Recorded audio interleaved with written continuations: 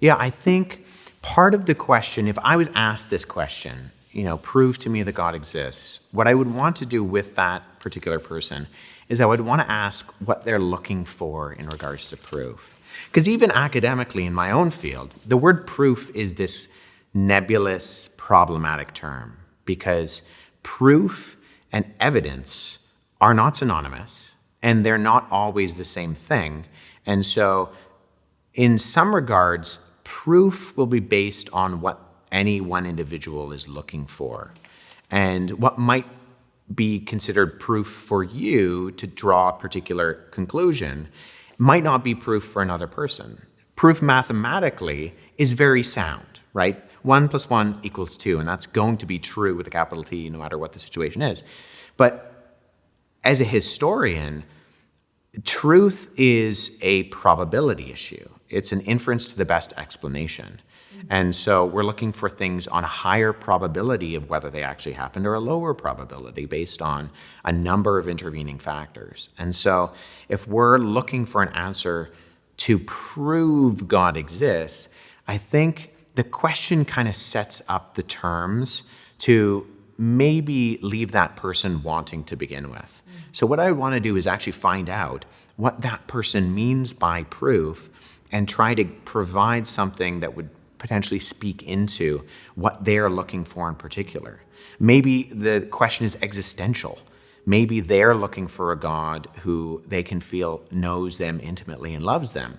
And maybe the question that they're looking for is scientific, and they're looking for a design answer. How do we look at the world around us and look into the details of the cell or biology, chemistry, and find evidence of something beyond matter and motion that gives an answer? Or maybe it's philosophical. Maybe they're trying to answer philosophical questions that are being posed to them or that they are encountering about a good God in a world that is complicated and all of these things. So there isn't necessarily one silver bullet in terms of a proof for God, because if you have 100 people in a room, you have 100 different avenues that they might be looking for that could very well give them what they're searching in terms of who they think God could be. And the answers to those questions are going to show them who God is, but it's different avenues to the same destination. So good and so insightful. I'm picturing myself and my husband right now, because all I need is to feel God's presence, but he needs to know that the biblical texts are accurate and provable. So very interesting. Okay, here's the next question from our young millennials. I guess they're not as young anymore, and our young Gen Z, sorry, millennials and Gen Z. How could a good God allow evil and suffering in the world? And I hear their heart on that question, because they are inundated with terrible news constantly on places like social media. Yeah, well, that is arguably the hardest and most pressing apologetic question there is. Because ultimately, the very tidy philosophical and theological answer isn't the right answer sometimes. Sometimes the right answer to the wrong question is the wrong answer. Because I've encountered situations where someone has brought up a variation of the problem of evil to me, and I've just felt uneasy about maybe the tenure that they're coming at with the question, kind of the character that maybe is behind the scenes, and asking them, that's a great question, why are you asking that question in particular? And finding out, once again, like the previous question related to it, they're personally hurting. And so in that sense, I could give a tidy answer about if you're positing that something is good, you're positing that there's an objective good and evil, and if there's an objective good and evil, then you're positing an objective law, and an objective law needs an objective lawgiver. So where do we find the groundwork for an objective lawgiver to begin with? Otherwise, you may not like certain things, but to say they ought not to happen is actually an ethical leap to an objective reality that you may or may not have groundwork for. But if that person is struggling because a family member of theirs has cancer, then that particular maybe tidy, tied up in a nice bow answer is not going to speak to them whatsoever. And so that's why that's the hardest question, because there are actually very good answers to it. But often, it doesn't speak to the person in front of you because questions have questioners that sit behind them. And one of the pitfalls of my chosen field of ministry, apologetics, is that sometimes we give answers where we talk at people rather than with people, and there's a danger to that. Because the Christian faith isn't just an intellectual assent, right? It's a personal relationship. And that should also be played out in the answers that we give. So in one sense, I would say that I talk to a lot of people who go through that particular issue, and sometimes they assume that removing God from the equation is the answer because they're wrestling with this good God, bad world. How do I put these two things together? Unfortunately, though, I think if you remove God from the picture, you're removing an essential component of even raising the objection to begin with. Like I said before, where are we getting these ideas that this is evil and that this other thing is good and that you should be doing situation B above situation A? And ultimately, I think the Christian worldview is unique in that the God of the Bible is not the God of deism who creates and just kind of lets the clockwork dials and switches go into place and looks from afar, viewing what's going on, but actually enters into the creation and experiences pain and suffering and uncertainty and ultimately murder.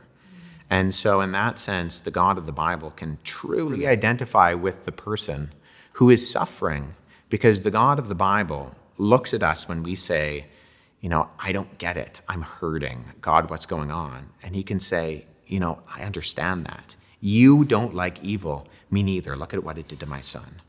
And there's an aspect of that which I don't think you can find in other worldview perspectives to the same degree.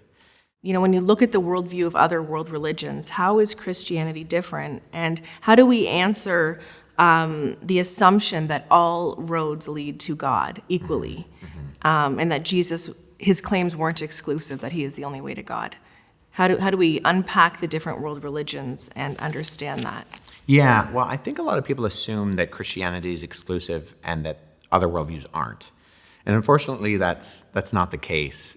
Every worldview is going to be exclusive at some point, because all worldviews are making grand claims about whether that's the origin of the universe or about how to be a good person or how to seek something that's desirable after this particular time that we experience on Earth.